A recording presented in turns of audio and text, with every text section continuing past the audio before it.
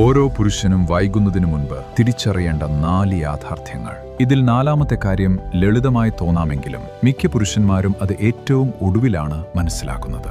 1.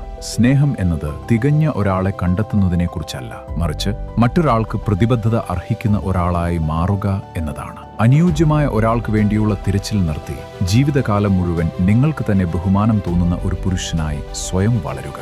ശരിയായ വ്യക്തികൾ നിങ്ങളെ തേടി വരികയല്ല, അവർ നിങ്ങളുടെ വ്യക്തിത്വവുമായി ഒത്തുചേരുകയാണ് ചെയ്യുന്നത്. 2.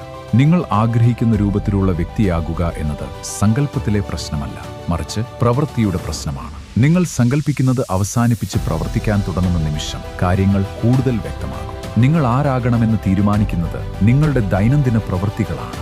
3.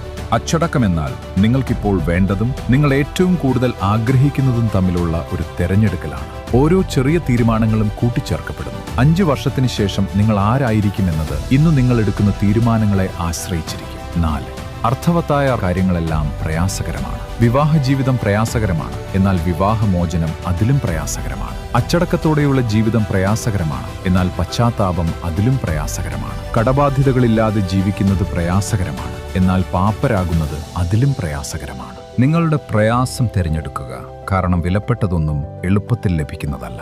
ഇതുപോലെയുള്ള കൂടുതൽ അറിവുകൾക്കായി റൂൾ യുവർ ഹൊറൈസൺ ഫോളോ ചെയ്യുക.